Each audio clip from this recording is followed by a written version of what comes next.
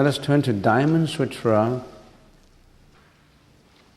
on page 23. And last time we finished with section 21, except for the last 3 paragraphs. We almost cover 50 or 60% of the sutra. There's altogether 32 sections. If we finish this section, there's only 10 more sections to go, 11 more sections to go. So far, what have we got from this sutra? What have we learned from this sutra? I guess I always have been repeating. We always have to remember what is the initial question asked by Subhuti. That's very important. What's the original question? And then we also have to learn how to detach from, or not attached to, the 4 fallacious conceptual dimensions. Actually, there's not just 4, there's 6. So, no attachment to ego, personality, beings, and life. In the Chinese language is 无我相、人相、众生相、受解相。无法相, and also no attachment to the Dharma. 无非法相, and also no attachment to no Dharma. There's no attachment. We reincarnate because we have attachments. Attachment to what? To worry, of course, to jealousy, hatred, greediness, anxiety, depression, all kinds of mental afflictions. We're attached to them. Especially worry and fear. These are the 2 very commonly attachments of temporal beings, of secular beings, ordinary living beings like us. Worry, anxiety. What is this worry? Worry about what? Well, a common worry that most people have, or almost everybody has. Sickness. Worry about sickness. That's very common. Well, because in North America we already have food, we have shelter. Well, in underdeveloped countries you worry about whether you've got food and shelter. But in North America, most of these things are taken care of. And when you don't have this kind of worries, you worry about things, you look for worry. The next worry will be death. You worry about sickness. You're not sick, but you worry about sickness. And if you are sick, you worry about not worrying. The worry would jump to a higher level, becomes feared. Worry develops into feared. Fear of what? Fear of this thing called death. So we're attached to worry, we're attached to death. That's very common worry. But if we are learning Diamond Sutra, we should be detached from all this. What does this worry comes from? It comes from ego, it comes from personality, it comes from life, it comes from beings. All this worry comes from that. And many people will say, oh, yeah, we were worrying, but sometimes these worries are real. I worry about sickness, I worry about death, I worry about sickness. I got the sickness. And that worry is justified. It does not matter whether you got sick or not. I know a lot of people. I know right now there's at least one devotee coming from Hong Kong, and he was near death. I can tell you his story. He's now 76 years old. At the age of 40, he had a car accident. He broke his neck and he broke his spinal cord. So if you break your neck and the upper part of your body, and you break your spine, what's left? So he was paralyzed, and at that time he had a family of three, his wife, his two children, and child, 6, one child is 6, the other is 8. They're coming for this, the whole family came from Hong Kong to join us in our retreat. And he had that accident one morning, and that's before the Cultural Revolution. And the whole car rolled downhill into a cliff. And the driver got thrown out, and he grabbed onto a big tree. He got bruises all over the body, but not life-threatening.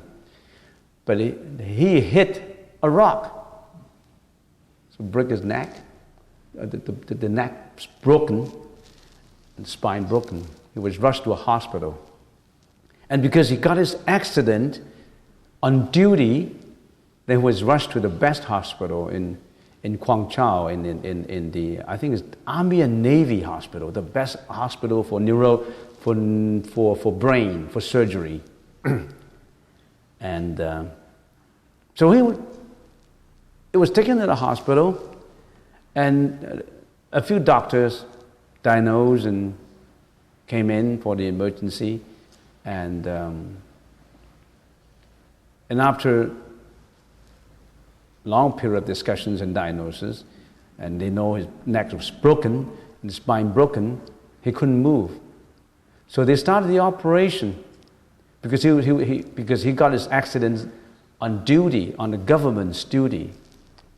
If he didn't get his accident because of duty, he would have been dead, because nobody would have money for such a surgery. At that time, very few people had money for surgery at that time in China. So the doctors came to, I should be talking about Diamond Sutra though. Just continue. So the doctors make a decision that a surgery had to be performed, and to use steel wires, I don't know what did they use, to connect the broken nerves of the neck back and connect the spinal cord back. But somehow they could not use anesthesia, pain relieving, and they had to cut him alive. So he couldn't move, but he was still able to listen, and the wife listened. And do you want to perform talk to the wife and himself, do you want to perform the surgery? Somehow, I don't know why, he can explain it. I couldn't use anesthesia. Is that anesthesia, right? And he had to be cut with all the feelings around, alive. I don't know why they didn't use acupuncture at that time. It's many years ago, 35 years ago. And he said, go ahead, because what's left in me? If the surgery couldn't be done, I would be dead. So that's the only chance. So he grabbed at the chance and say, well, just work on me. So they turn him upside down, of course, and then cut, and then they connect. And then they passed out after the surgery. And he was in a coma. He was in a coma for how long? 2 years. It was in a coma, and the nurse turned him around and, of course, feed him with food he could still be eating. And after 2 years, he recovered. Isn't that a miracle? After 2 years, he recovered, and the surgery itself was successful. Somehow he was in a coma. But he recovered, and later he recovered and walked out of the hospital. At that time, he was 40 years old, 40-something, 42. And he's now 76. And recently, at the age of 72, he registered himself for a degree in Chinese medicine. At the age of 76, he went to university. And he graduated just last year, 75. He said, do you want to attend my graduation? I said, I couldn't, I was in Canada. And then He got his degree, and now he wants to enroll for a second degree. This time not for medicine, for Buddhism. He sent his registration in. So when he graduated, he would have been 78. He's coming for the retreat. The reason why I could say something of his privacy is he's always released to everybody. And recently, a few years ago, he got some of this connections broken. So sometimes he woke up at night because of the pain, and he refused to eat painkillers. And he had this pain all his life, actually. He had this pain in the neck, but all his life, but he was able to raise the whole family. And his family prospered. His sons went to UPC and graduated from there. 2 sons graduated from there, and they did excellent jobs right now. And he was always telling people, miracles do happen.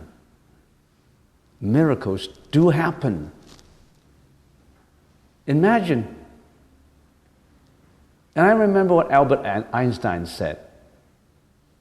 There are 2 ways to live your life. One is as though nothing is a miracle. The other is as if everything is. Everything is a miracle. Particularly when you know Buddhism, you can always invoke Bodhisattvas to help you. At that time, he didn't know anything about Bodhisattvas. He just built his faith, his confidence, his will to live. He always tells people, I have this strong will to live and never give up. Anybody, most people, would have given up already. I knew him 30 years ago when I was in business, before I became a monk. And this guy, he worked extremely hard. He behaved as if he's a normal man. He went about everywhere traveling to South America for trading. He traveled to every part of China as if it's not suffering. And when he took his pill, I saw him taking a pill. You know how he took his pill? He just popped in his mouth. I said, how come he didn't take any water? I train myself in all situations. So I just pop it into my mouth without any water. Sometimes I don't have any water. So he trained him. He's like an Iron Man, you know. And he's been traveling around. He had to sleep on hard bed. So when you stay in the hotel, he never stay on the soft bed. He sleeps on the floor. So if you go trading with him, traveling with him, you can take 2 beds if you're in the same room, because he's always sleeping on the floor. And a wonderful man with extremely strong will, his will to live. Because he told me when he was lying in the hospital, he only got 1 will. I still have my son, 6 years old, 8 years old. I got to raise them up. I still have my wife. I can't die. I don't want to die. And live on. Today, he will be coming to the retreat. And I still remember what Helen Keller said. Security is a superstition. It does not exist in the world. Life is either an adventure or nothing. What is the security? It's a superstition. What is the security? Security is not being hurt, not going to die. That's security, right? You want to be secure. What kind of security? The security of being protected, or being protection of your own life. So if you think that protection automatically exists in you without you working at it, it's a superstition. It does not. Don't think about that way. There's no such thing as security. You've got to work it out. Life is either an adventure or nothing. What is this adventure? the adventure to live, the adventure to exist, the adventure to live in spite of all these difficulties, in spite of all these anxieties and fears and worries and hopelessness. Confidence. Every day counts. Every day is a treasure. You live every day, and nobody knows about the future. But on top of that, if you know Buddhism, if you're sick, you got the mantra to help you. Mantra gives miracles. I have seen quite a few people who suffer from life-threatening sickness. They got through. They're still living. They got the sickness 8 years ago, 10 years ago. And they've gone through a few operations and surgeries, but their will to live overcome everything. They still survive. Of course, they survive with suffering. They still feel painful. They still have to go through surgeries. They still have to go through a lot of inconvenience because of the sickness. They sail in that boat. And that boat sometimes in the stormy weathers, back and forth, north and south, but they still manage to hold onto the steer, and the sail still stands up in the storm, in the winter, in rainy weather, in those snowstorms. But they still sail through. Some of those who give up already submerged. Which attitude you want to take is up to you. Which attitude? And that applies not only to sickness, that applies to everything in life. Do you want to sail through? Do you have the confidence to get it? If I didn't have the confidence, if I didn't have the strong will, I wouldn't have built this temple. I started this temple 30 years ago. I went through a lot of difficulties. I managed to survive. Sometimes when I look back, it's a wonder to me. How could I have done something like that? Of course, I got a lot of help from a lot of people. Lots of help. Without those help, I wouldn't have what is this temple today. This temple is not mine. This temple is a manifestation of cooperation, coordination, strong will. Very, very strong will. And sometimes I imagine, not just those who involve have strong will and help in. There's all others, guardian angels, existing sentient beings that are those that are invisible. They all contribute their help. Because they know that if the organizers have the strong will with no profit motive, no greediness involved, they will be sailing through.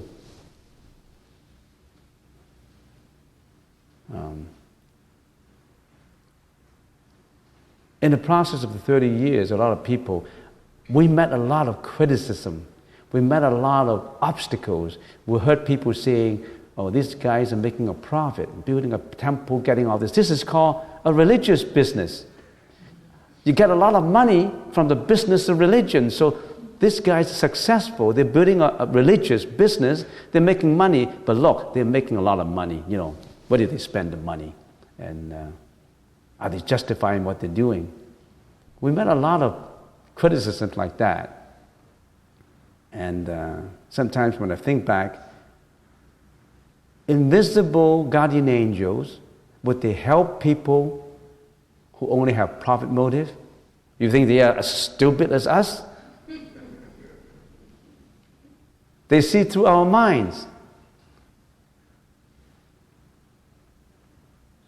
So what am I talking about now? I haven't gotten into the Diamond Sutra. But anyway, talking about detachment, not attaching to it, you need strong will. But I have seen many people who are being confronted by difficulties, obstacles, sickness, calamities, atrocious childhood. They all survive. And of course, there are many, many who got swallowed up by the sea, who got buried in the desert of the long journey. Right now, I'm reading a book. It's written by a very good writer. It's called 10,000 Miles Without a Cloud. I think you should read that book. It's by Sun Su-yun. Sun is S-U-N. Get that in the library. S-U-N, that's the last name. Sun Su is S-H-U and Y-U-N, I think. She also wrote a book called A Year in Tibet. And this 10,000 Miles Without a Cloud is a journal of her journey, walking the journey as walked by Xuan Zang. You know Xuan Zang? The monk who traveled from China to India for 2 years,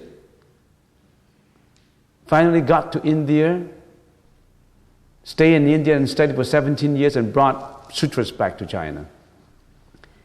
And many monks attempted the Silk Road to go to India. How many became successful? Very few. Out of thousands of them, most of them were buried in the desert. They sacrificed their lives. You see, all the Buddhisms that we've got, all the literature, they came from easy sources. They came from sacrifices of life by these monks going over there.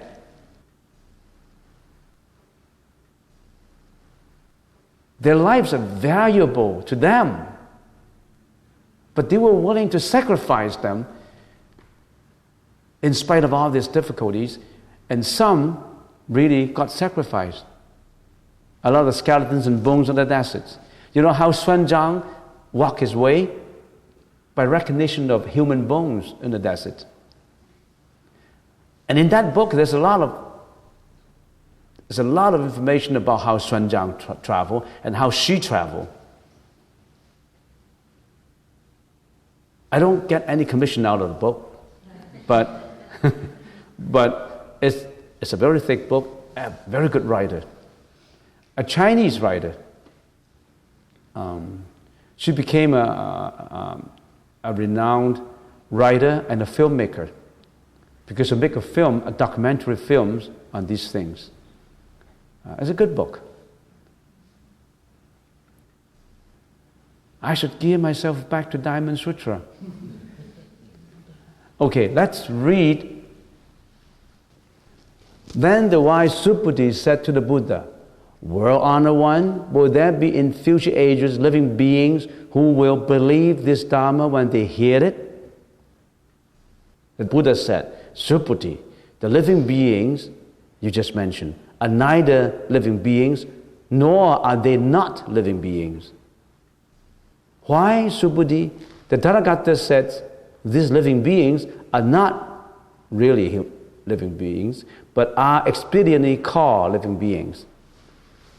These sentences seem to be paradoxical.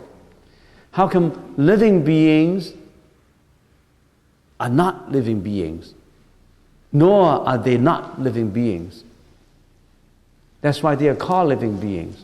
For people who study the sutra, they don't know what it means.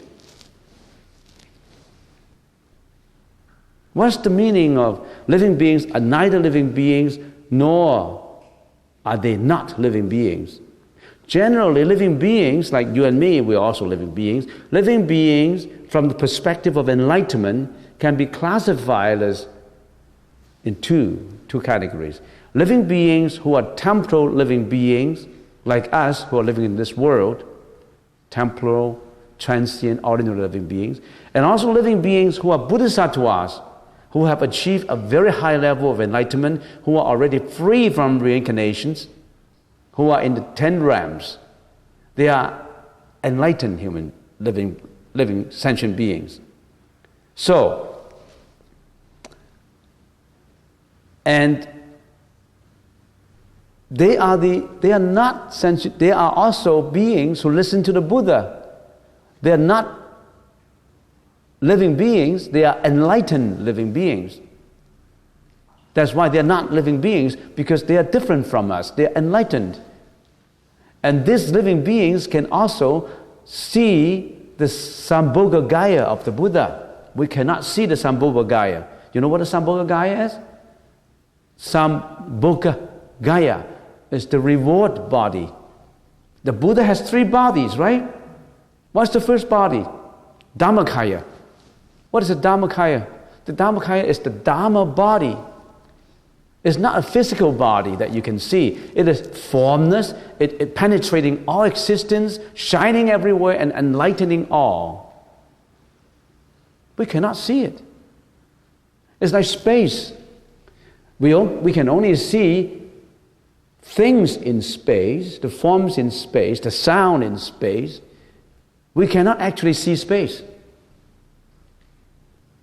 We know space. It's everywhere. The Buddha's body is everywhere. It's the Dhamma body. It radiates all. There's nowhere that doesn't have the Dhamma body. That's the Dhammakaya. The second is Sambhogakaya. The reward body of the Buddha, only the enlightened sentient beings can see. So if Subhuti asks, well, would living beings in the future listen to the Buddha and see the Buddha and believe in the Buddha's teaching? And the Buddha said, living beings does not include the living beings like us. Living beings also include the enlightened living beings. They can surely listen to the Buddha. They can see the Buddha's reward body, the Sambhogakaya. So, sentient beings are not sentient beings because they are already free from reincarnation. Not like us. They could listen to the Buddha's Sambhogakaya. However,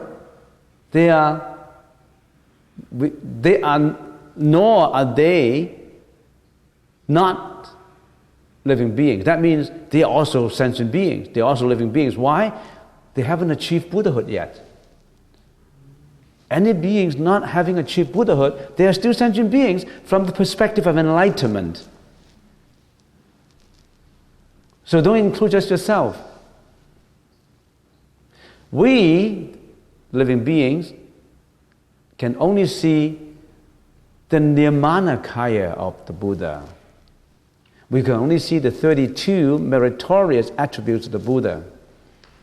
We see the actual body of the Buddha 2,600 years ago. We see the Buddha's representation now as an image. Sentient beings still can see the Nirmanakaya of the Buddha. We sentient beings also see the Nirmanakaya of Bodhisattvas. Because Bodhisattvas appear in this world sometimes. Avalokitesvara, even some guardian angels. Some people, occasionally, if their mind is in purity, they could see existence that not ordinary people can see.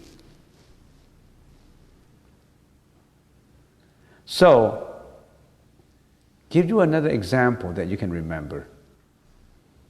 In a pond of pure water, if the water is crystal clear, so pure that there's not a trace of pollutant in it, in a pond of pure water,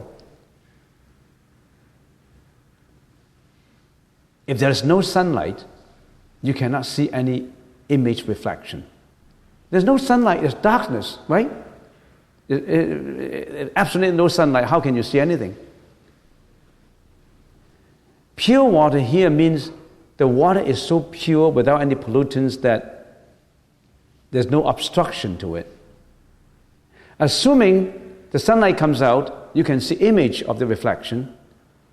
That image is the physical body, the Nirmanakaya, the image on the pure water. You can see, we can see images, reflections on the pure water, and that is not the reality. That is not the Dhammakaya. That's just the Nirmanakaya, the physical body reflection that you can see. And the sunlight is the Sambhogakaya. The sunlight gives you the ability to see it. But that sunlight is a very high level. And the pure water is, of course, the Dhammakaya. The pure water is no obstructions. A crystal with no obstructions, you don't even know the crystal exists. Now, when you see the image, the physical body, the Nirmanakaya, or even the sunlight, the Sambhogakaya, when you see them and you know it's unreal, you don't attach to them. So the Buddha says, if all forms are seen as unreal, you see the Buddha. You see the Tathagata. So it says, if all forms are seen as unreal, the Tathagata will be perceived. Then you actually see, but all of us, we only see the images and the reflections in the sunlight. We don't see the purity of the water. Okay, so that's what it means.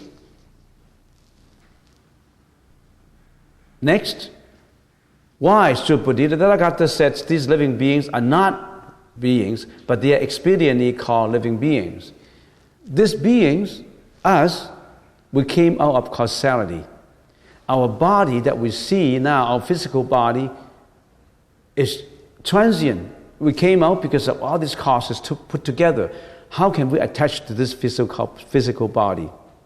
Form is no other than emptiness, and emptiness is no other than form. When you perceive your own body, the five skandhas, as empty, then you're free from suffering. If you're sick, you perceive this body as yours, you're suffering. But if you're sick, you perceive this body as coming from causality, and it's going to disintegrate someday. We don't know when. Future will tell me.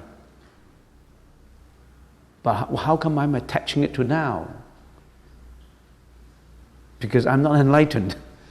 I attach to it. I worry about this body. When this body becomes sick, I worry about it. I attach to it. But if I perceive that the five skandhas are empty, where is sickness? Where is body? Where are the five skandhas? It's emptiness. So if you're always chanting Kate Kate Bharakate, Bharasamkate Buddhishwaha, there's no body to be obtained. There's no sickness to be worried about. There's no death.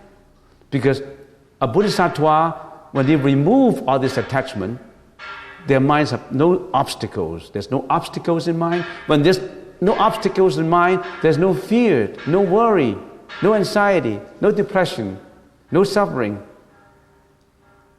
Even the idea of no suffering is not to be obtained, because there's nothing to be obtained.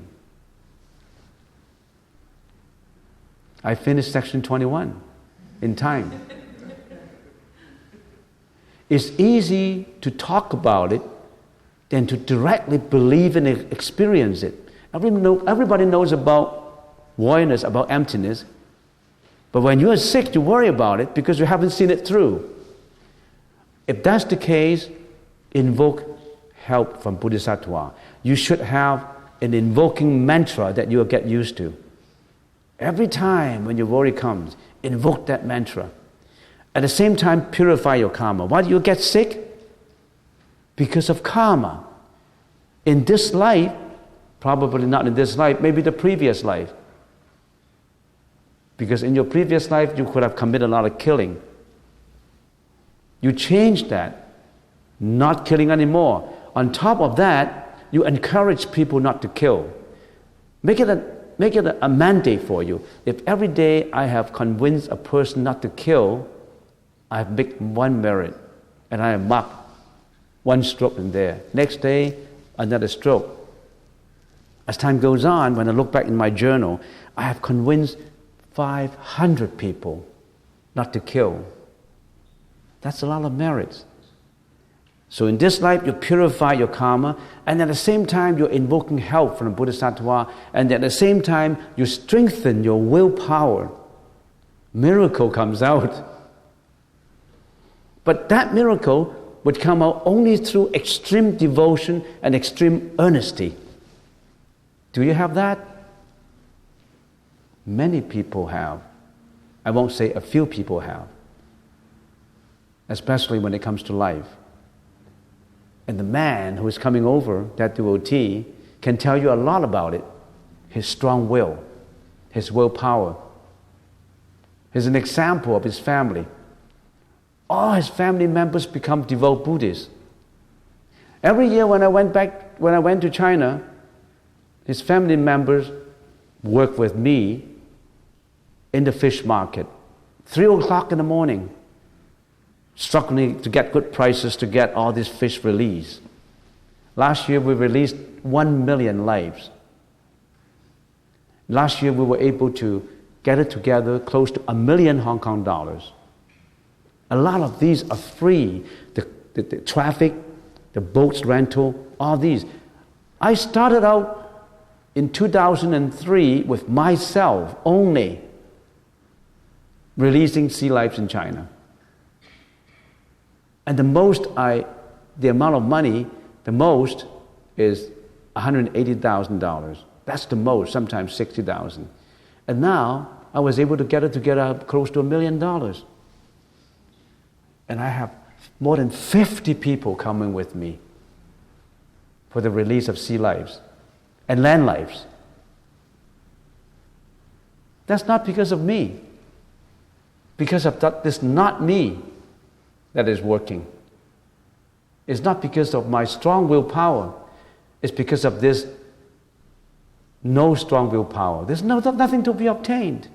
This willpower is not to be a status accrued to you. You need the willpower, but again, what is this willpower? It's emptiness. There's nothing to be obtained.